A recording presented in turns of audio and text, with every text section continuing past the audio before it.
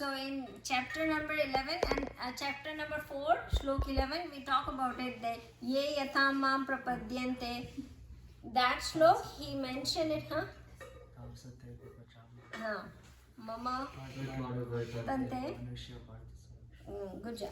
So in that shlok, God says that you can worship me in any form and I will accept it. Right? We talk about this. It says that Arjun, whomsoever men seek me, even so I do respond to them. So any form that you pray with to me, I will seek you, I will respond in it. So if you worship Shiva form, or if you worship Sita form, or Ram form, or Hanuman form, I still respond to you. That's what Krishna once says in this Gita also. So in Gita also, if you look at it, God has been worshipped as a, in second one, he talk about in chapter 2 what he talks about. What are you, right? What are we, he talks about that, right? And then we describe that we are the self, right? That Brahman, the consciousness. And in 4th chapter, he says that you can worship in any form and I will respond to you. So he talks about impersonal God and personal God both, right? In 12th chapter of Gita that we are always reciting every day, it's bhakti, it's a devotion. Whole thing is, whole shloks we devote to God, to the personal form of God, right? So if you look at it, Gita also talks about both impersonal and personal God. Then what happened after them, they got into, then Puranas came. Then what came?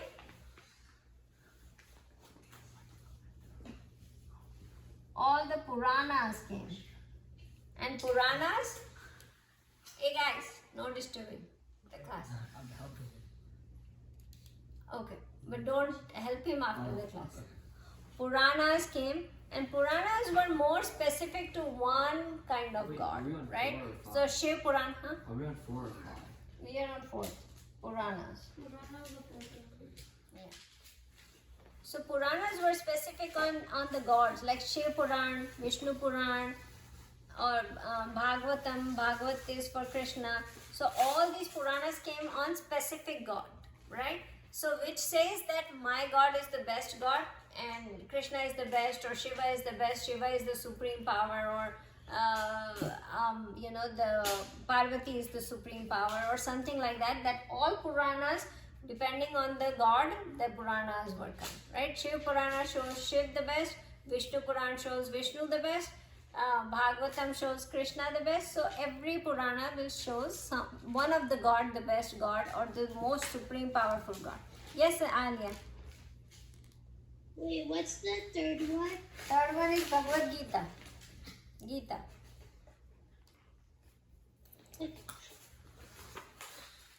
So different scriptures came after that, right? Puranas came. Now what happens is, so Hinduism got divided. After that came Hinduism got divided upon depending on which God your East Devta is, or what God you believe in. So people who believe in Shiv started following Shiv Puran. People who believe in Krishna started going through Bhagavatam.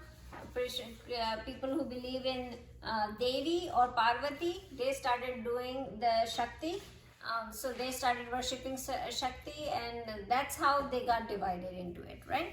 So that's the division started coming. Now I want to explain you a little bit thing that you should know about. So when we like now people do talk about, like there are groups that came across and started talking about that this God is the best God to worship, this is the superpower God, this is yours God is not good. So when sometimes it start coming like my God is better than yours, then what happens?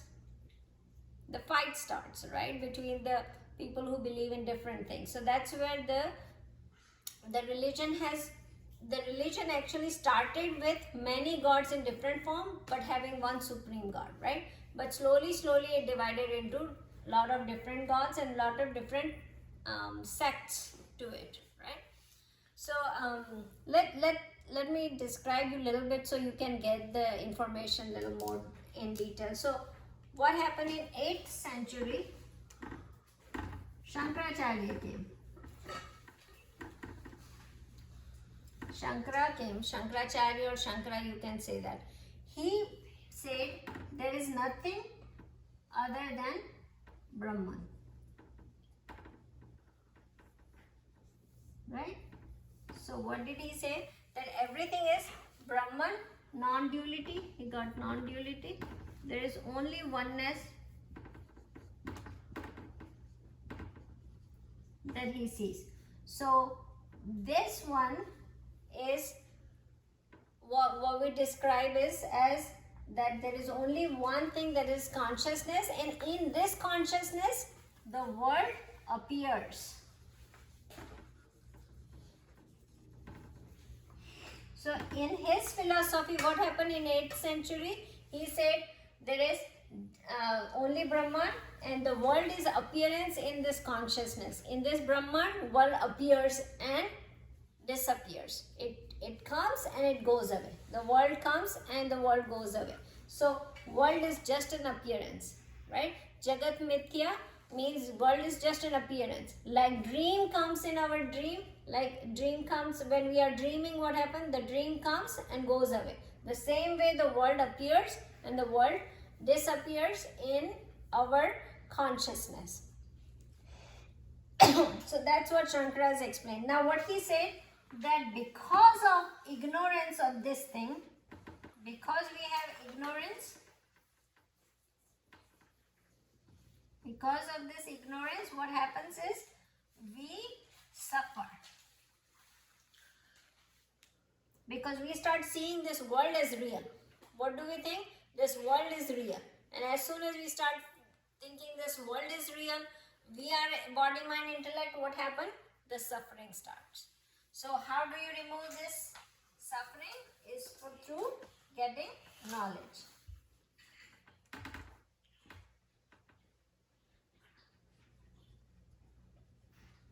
So that's what Shankara's philosophy was, right? Now in 11th century, Ramanuj came.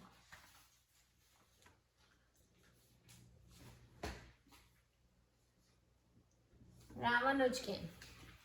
What did he say? He said that Brahman that we talk about, that Shankaracharya talk about consciousness here, right? He talk about as Brahman is equal to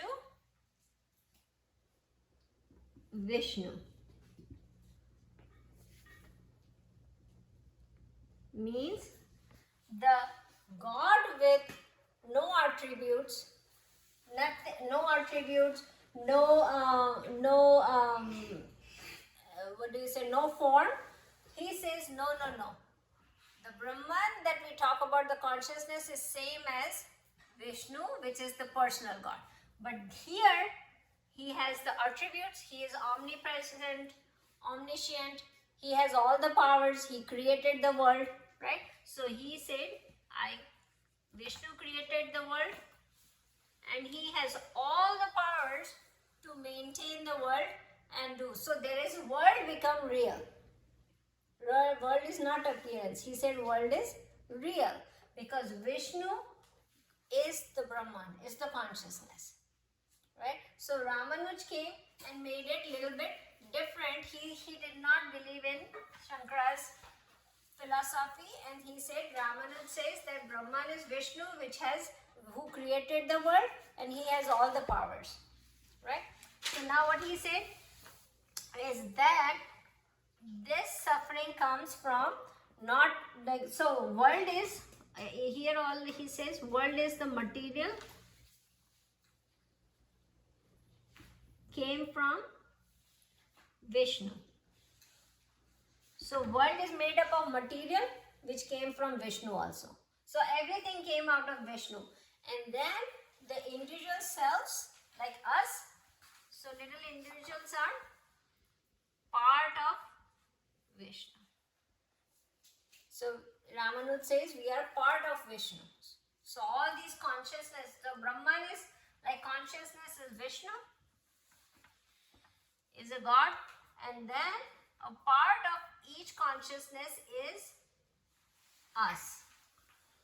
and the world is material of Vishnu Bhagavan, right? So that's what his philosophy was.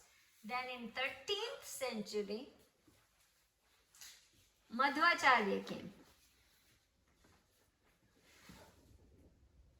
Madhvacharya, right? So he came, and what did he say? He actually put a different spin to whole philosophy. And what he said is, he said that there is one God which has supreme power, or superhuman. There is one God with superhuman power, superpower.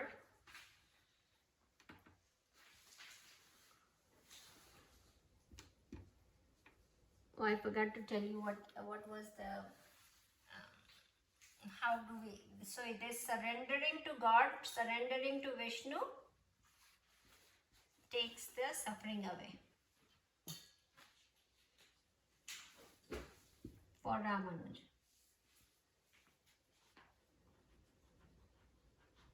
Okay.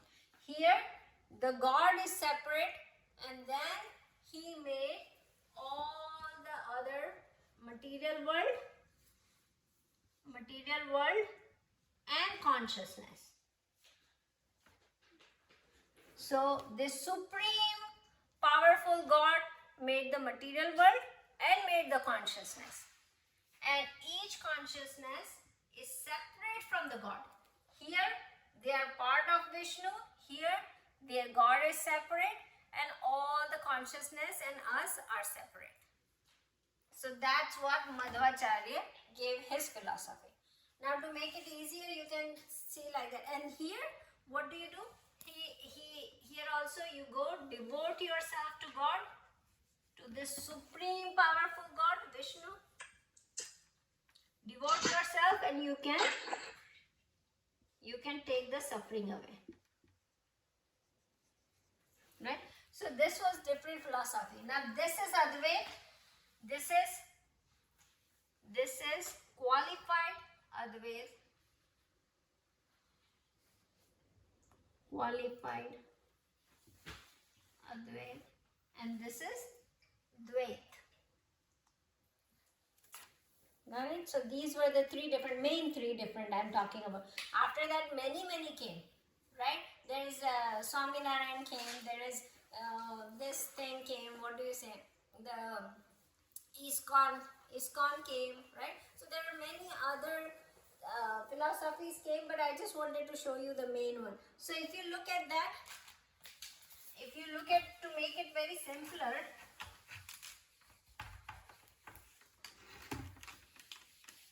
to make a very simpler form, I will tell you a quick story. There are three saints with each philosophy. Came in on a beach and were standing in the beach. So Madhvacharya said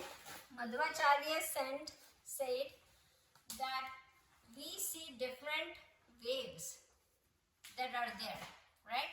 The waves are born in the ocean, they sustain in the ocean, and they die in the ocean. They go away in the ocean, right? I see different waves.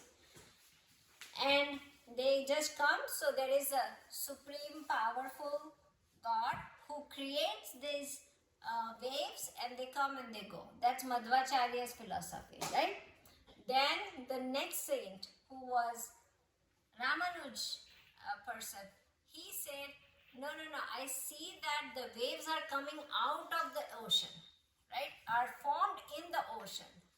So it comes in the ocean, and then it goes in the ocean. So the ocean is dependent on the forms, right? The forms are coming in the oceans. So if you look at the Madhvacharya, he is saying that there is a supreme power, and then there is material, small waves like material, and there is consciousness that making a human. So they are separate, right? These are the other material world, and this is one supreme power, right? On Ramanuja, the person who is saying all the waves are in the ocean, are the part of the ocean. What are they saying? There is a big Vishnu here, and all the material world and consciousness are part of it, part of Vishnu. which come out of Vishnu and goes into Vishnu. Now, Shankara's philosophy. So Shankara's person came and said, what are you looking? Where are the waves? What is this ocean? Said, I don't see. So then the other two saints said, what do you see? And he said, I only see water. There is nothing else other than water. Right? He doesn't see ocean. He doesn't see form, and the waves are the form, right? He said, I only see water. So this is the whole Brahman consciousness.